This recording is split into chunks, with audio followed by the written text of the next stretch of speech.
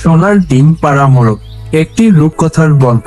অনেক দূরে পাহাড় আর সবুজে ঘেরা ছোট্ট এক গ্রামে বাস করত এক দরিদ্র চাষি, নাম তার গোপাল। জমি ছিল অল্প, ফলন হতো কম, আর সংসারে অভাব ছিল চিরকালীন সঙ্গী। গোপালের স্ত্রী মালা প্রতিদিন ভোরে উঠেই ছাগল দুধ দোয়াত, রান্না করত আর স্বামীকে মাঠে পাঠাতো। অভাবের মধ্যেও তারা দুজনে একসাথে শান্তিতে দিন কাটাতো।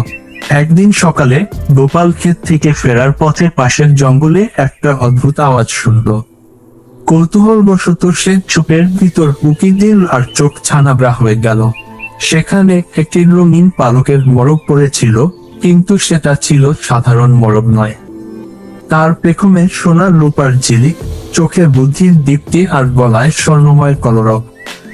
গোপাল ভেবেছিল কেউ বোধহয় মেলার জন্য রং করে ছেড়ে দিয়েছে, কিন্তু মোরটা তার দিকে তাকিয়ে বলল, আমাকে উদ্ধার করো, আমি তোমাকে পুরস্কৃত করব। গোপাল অবাক হলেও মানবিকতার খাতিরে মোরটাকে তুলে বাড়ি নিয়ে এলো। মালা প্রথমে ভয় পেল, কিন্তু মোরটি এমন মিষ্টি স্বরে কথা বলল যে সে শান্ত হয়ে গেল। তারা মোরটিকে বাসার পেছনের খোপে রেখে কিছু চাল আর জল দিল। পরদিন সকালে মালা যখন খোপে গেল, তখন সে যা দেখল তাতে চিৎকার করে গোপালকে ডাকলো। খোপে একটি চকচকে সোনার ডিম রাখা। গোপাল এসে দেখে আকাশ থেকে পড়ল, মোরটা সত্যি সোনার ডিম পেড়েছে। কিন্তু মোরগ তো ডিম পারে না। গোপাল বলল, আমি স্বাভাবিক মোরগ নই।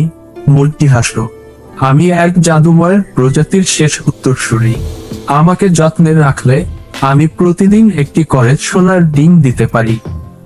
গোপাল ও মালা তখন থেকে মোরটির খুব যত্ন নিতে লাগলো। প্রতিদিন এক একটা ডিম পেয়ে তারা সেগুলো বাজারে বিক্রি করত, আর আস্তে আস্তে তাদের জীবনে বদল আসতে লাগলো। ঘরে টিনের চাল এল, নতুন পোশাক এল, এমনকি পাশের গ্রামের স্কুলে ভর্তি করা ছোট্ট অনাথ ছেলেটিকেও, যাকে তারা দত্তক নিয়েছিল। কিন্তু সুখ দীর্ঘস্থায়ী হয় না যদি লোভ তার পথ খুঁজে পায়। একদিন গোপালের মনে এক কুচিন্তা এল।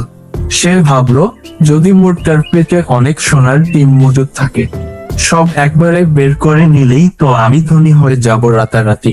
মালা অনেক বোঝালো, লোভ করো না গোপাল, ধীরে ধীরে সবকিছু পাওয়া ভালো।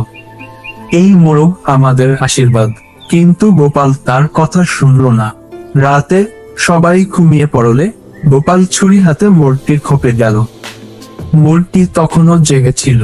সে বলল, গোপাল, আমি জানি তুমি কি করতে এসেছো, কিন্তু মনে রেখো, লোভী মানুষ শেষমেশ সব হারায়। কিন্তু গোপাল ততক্ষণে অন্ধ লোভে আক্রান্ত। সে মোরটিকে জবাই করে ফেলল। পরদিন সকাল, গোপাল খোপে গিয়ে দেখে ভেতরটা খালি। সোনার কোনো ডিম তো দূরের কথা, মোরটির শরীরের ভেতর ছিল শুধুই রক্ত আর মাংস। কোনো সোনার ডিম নেই। সে হাউমাউ করে কেঁদে উঠল। সেই দিন থেকেই গোপাল ও মালার জীবনে আবার অভাব ফিরে এল। সোনা বিক্রি করে যা কিছু কিনেছিল সব একটি একটি হারিয়ে গেল।